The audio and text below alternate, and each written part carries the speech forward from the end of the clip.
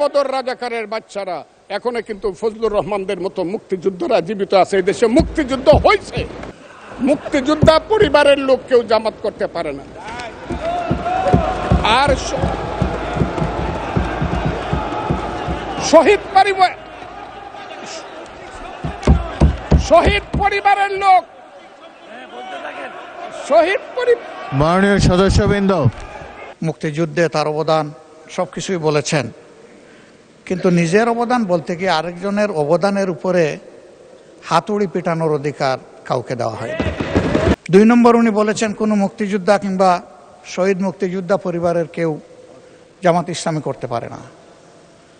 তাহলে উনাকে জিজ্ঞেস করে করা লাগবে? কোন মুক্তিযুদ্ধ হয় নাই, 47-এর যুদ্ধ হয়েছে, আর 24-এর যুদ্ধ হয়েছে, আর 71-এ গন্ডগোল হয়েছে।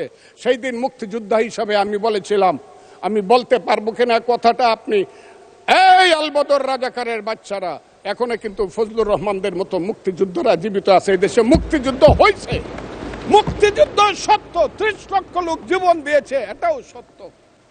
এই যুদ্ধের মধ্য দিয়ে আমরা সেদিন তাদের সঙ্গে যুদ্ধ করেছি। আমার বাড়ির সামনে মব হয়েছে আমাকে হত্যা করার জন্য। সেদিন আমি আজকের পুলিশকে ধন্যবাদ দিল, আজকের মিলিটারিকে ধন্যবাদ দিব। 10 মিনিটের মধ্যে আমার বাড়ির সামনে তারা গিয়ে উপস্থিত হয়েছে আমাকে বাঁচানোর জন্য। অনেক চক্রান্তের মধ্য দিয়ে ইলেকশন হয়েছে। সেই ইলেকশনে তারা কি করেছে, আজকে যারা আমার ডান দিকে বসে আছে তারা কি করেছে, একদিন তো আমরা ভাই ছিলাম নাকি? তারা যা করেছে সেটা কল্পনা করার মতো না। যত চক্রান্ত করেছে, সেই চক্রান্তের ভিতর দিয়ে যখন তারা প্রচার করতে শুরু করলো তারা বাংলায় 2/3 মেজরিটি পেয়ে তারা পাস করবে, আমি হতভাগা ফজলুর রহমান বলেছিলাম জামাত জোট যদি মেজরিটি পায় তাহলে আমি বিষ খাবো। এই কথাটা আমি বলেছিলাম, আমি বিষ খাবো। হ্যাঁ, কথাটা সত্য, আমি বলে যাচ্ছি।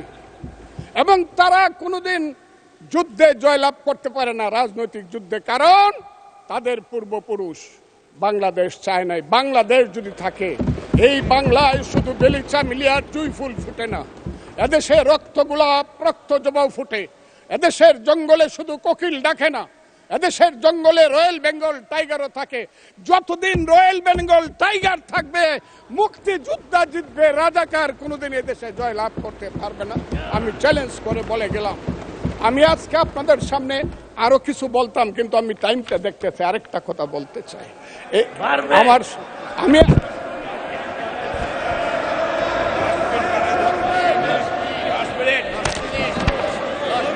আমাকে 5 মিনিট সময় দেন, আমি শেষ করে ফেলবো।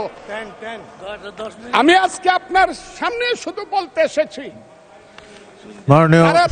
মাননীয় সদস্য, আরো 3 মিনিট দেওয়া হলো আপনাকে। আমি বলতে এসেছি, হ্যাঁ, আমার বক্তব্যের পরে বলবে আমরা কি মুক্তিযুদ্ধ করি নাই। যেমন বিরোধী দলের নেতা বলেন, উনাকে আমি অসম্মান করি না, সব সময় মাননীয় বলে কথা বলি, কিন্তু উনার দলের লোকজন এখানে বসে আছে, তারা আমাকে ফজা পাগলা বলে কথা বলে। উনি একদিন এটা বলে, তারা নাকি সভ্য, তারা নাকি ইসলাম। এবং উনি যে বলতেছে, ওই দিন বললো যে আমার দাড়ি পাকা, আমার চোখের সমস্ত পাকা, উনি আমার চেয়ে 10 বছরের ছোট। আমার বয়স 78 বছর, আমি 48 সনে জন্মগ্রহণ করেছি, উনি 58 সনে জন্মগ্রহণ করেছে। মাননীয় সদস্য, আমি ওনাকে, আপনাকে কেউ এই ধরনের উক্তি করেছে আপনার সম্বন্ধে? এরকম তো সংসদে কেউ বলে নাই তো। এরকম না, বলছি করেছে। আপনি কেন নিজের টেনে করেছে আছে এখানে উপস্থিত। আমি আজকে আপনাকে বলতে চাই, বলতে থাকেন, আপনি বলতে থাকেন। আচ্ছা, আমি যে কথাটা বলতে চেয়েছিলাম, বিরোধী দলের নেতা বলেছেন উনি মুক্তিযোদ্ধা পরিবারের লোক এবং উনি শহীদ পরিবারের লোক এবং উনি জামাত ইসলাম করেন। এটা ডাবল অপরাধ। মুক্তিযোদ্ধা পরিবারের লোক কেউ জামাত করতে পারে না। আর শহীদ পরিবারের লোক, মাননীয় সদস্যবৃন্দ, ওনাকে বলতে দেন।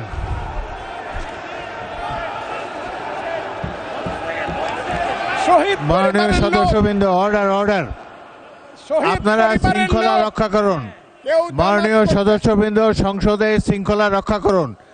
মাননীয় সদস্য ফজলুর রহমান, আপনি শেষ করুন, কষ্ট পাইতেছেন, বক্তব্য শেষ করুন। আমি আবারও বলে রাখলাম, শহীদ পরিবারের লোক তো জামাত করতেই পারে না, আর জামাত করলে ডাবল অপরাধ করতেছে।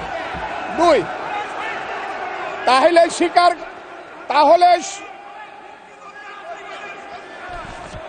তাহলে আমি আপনাদেরকে বলি, মাননীয় সদস্যবৃন্দ, আমি আমি আমি এক সেকেন্ড আমাদের- মাননীয় সদস্য ফজলুর রহমান বসেন। আপনি বলতে থাকেন, বলতে থাকেন। আমি আপনাদেরকে মাননীয় সদস্যবৃন্দ, প্রোটেকশন আশা করতেছি। মাননীয় সদস্যবৃন্দ বসুন। কিন্তু আমার গলা সংসদের অনেক উঁচু গলা। শৃঙ্খলা রক্ষা করুন। ওনার গলা, আমি কিন্তু ওনাদেরকে খারাপ কিছু বলি নাই। বসেন। একটা স্যাম্পল। মাননীয় সদস্য ফজলুর রহমান, মাননীয় সদস্য ফজলুর রহমান, আপনি একটু অপেক্ষা করুন। আপনি বলতে থাকেন না। মাননীয় সদস্যবৃন্দ, আমি কাজী আজকে নজরুল ইসলাম, আপনাদেরকে প্লিজ সিট জিজ্ঞাসা ডাউন, করি, প্লিজ সিট ডাউন, আমি বলছি my please lord, sit down. এই যে দেখেন তারা কি বসেন। ধরনের-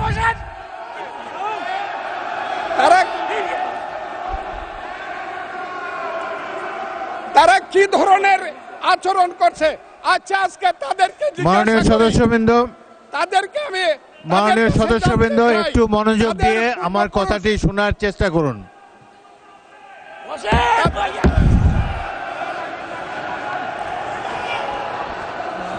মাননীয় সদস্যবৃন্দ, গাজী নজরুল ইসলাম বসুন। আমি আজকে এই বসুন। এই কথাটা স্পিকারের বলতে কথা বাধ্য শোনার হচ্ছি। চেষ্টা করুন।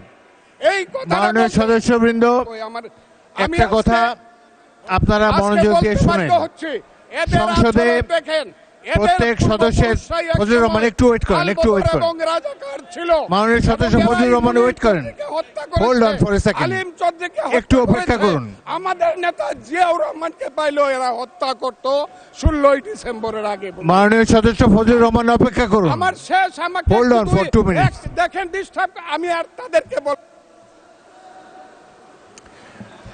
মাননীয় সদস্যবৃন্দ, এটি বাংলাদেশের জাতীয় সংসদ। এখানে প্রত্যেকেই নির্বাচিত হয়ে এসেছেন। প্রত্যেকেরই এখানে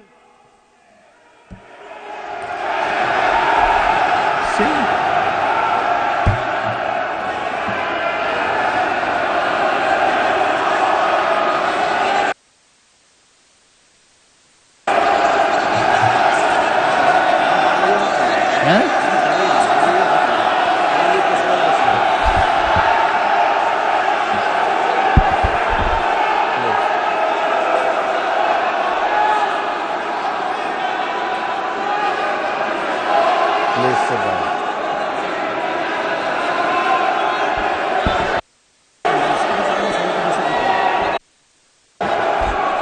মাননীয় সদস্যবৃন্দ, দয়া করে বসুন।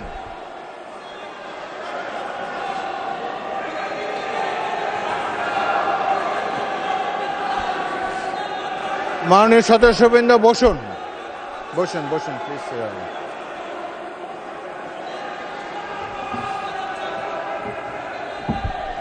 বসুন, মাননীয় সদস্যবৃন্দ, বসুন।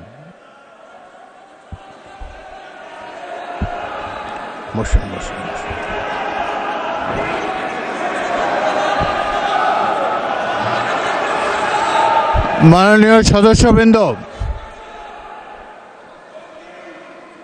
মাননীয় বিরোধী দলের নেতা, আমি বলি তারপর আপনি বলেন। মাননীয় সদস্যবৃন্দ, আপনারা তার বিরুদ্ধে তিনি যা বলেছেন সেই যুক্তি খণ্ডন করুন। তিনি ভুল বললে তাকে পাল্টা অভিযোগ করেন তার বিরুদ্ধে। কথা বলার সময় তো সুযোগ আছে, কিন্তু এই যে শিশুরাও লজ্জা পাবে এই ধরনের, যদি বয়স্ক শ্বশ্রুমণ্ডিত ব্যক্তি, বয়স্ক যারা অলরেডি দাদা হয়ে গিয়েছেন, তাদের নাতিরাও হয়তো এখানে গ্যালারিতে বসে দেখছে, তারা কি ভাববে এটা সম্পর্কে। আরেকটি জিনিস হলো, সংসদের স্পিকার যখন দাঁড়ায় তখন এটি অবশ্য কর্তব্য সবাই এখানে বসে পড়বেন। যদি আমাকে তো আপনারাই তো আমাকে স্পিকার বানিয়েছেন, আমি এই সংসদের কাস্টোডিয়ান, অভিভাবক। যদি চেয়ারের প্রতি এই সম্মান আপনাদের না থাকে, তাহলে জাতীয় সংসদের প্রতি মানুষের কোনো রেসপেক্ট থাকবে না আগামী দিনে। আপনারা বলতে পারেন freedom of speech is there, Fazlur Rahman সাহেব যা বলেছেন এরপরেই আপনাদের একজনকে টাইম দেব, প্রয়োজন হলে টাইম বাড়িয়ে দেব। তার যুক্তি খণ্ডন করুন। তিনি যদি অসংসদীয় কোনো কথা বলে থাকেন সেটা আমরা পরীক্ষা করে স্পঞ্জ করে দেব, কিন্তু বক্তব্যের সময় তাকে ডিস্টার্ব করবে না। মাননীয় স্পিকার, আপনাকে ধন্যবাদ। আমি শ্রদ্ধা রেখেই বলতে চাই, মাননীয় সংসদ সদস্য বয়সে আমার বড়, তিনি মুক্তিযুদ্ধে তার অবদান সব কিছুই বলেছেন, কিন্তু নিজের অবদান বলতে গিয়ে আরেকজনের অবদানের উপরে হাতুড়ি পিটানোর অধিকার কাউকে দেওয়া হয়নি। তিনি পার্সোনালি আমাকে হার্ট করেছেন। তিনি বলেছেন যে আমি বলে থাকি আমি শহীদ মুক্তিযোদ্ধা পরিবারের সদস্য, তাহলে ইনি এটাকে চ্যালেঞ্জ করছেন। 2 নম্বর, উনি বলেছেন কোনো মুক্তিযোদ্ধা কিংবা শহীদ মুক্তিযোদ্ধা পরিবারের কেউ জামাত ইসলামী করতে পারে না, তাহলে উনাকে জিজ্ঞেস করে করা লাগবে? এটি আমার নাগরিক অধিকার। আমি কোন দল করব, কোন আদর্শ আমি অনুসরণ করব, এর উপর হস্তক্ষেপ করার ন্যূনতম কোনো অধিকার রাষ্ট্র কিংবা সংবিধান কাউকে দেয়নি। আমি এটার তীব্র নিন্দা জানাই। আমার আইডেন্টিটি নিয়ে প্রশ্ন গুরুতর। আবার আমার আদর্শ সিলেকশনের ব্যাপারে উনি কথা বলেছেন, এটা বাড়তি অপরাধ করেছেন। মাননীয় স্পিকার, তার এই অসংসদীয় অংশটা এখান থেকে যেন এক্সপান্স করা হয়। শেষে গিয়ে উনি আমরা কুলা মনে এই সংসদকে ফাংশনিং করার জন্যে বর্তমান জ্বালানি অব্যবস্থাপনা সংকট যেটাই বলি সেইটার ক্ষেত্রে আমরা এগিয়ে এসেছিলাম, কুলা মনে কথা বলেছি, নোটিশ নিয়ে আলোচনা হয়েছে এবং পরের দিন এসে মাননীয় প্রধানমন্ত্রী একটা প্রস্তাব দিয়েছেন, আমরা সাথে সাথে এটা গ্রহণ করেছি। তিনি এইটাকে শেষ পর্যন্ত কনক্লুশন টানলেন কি দিয়ে? হ্যাঁ, যার মগজ যেরকম তার কনক্লুশন হবে সেটা।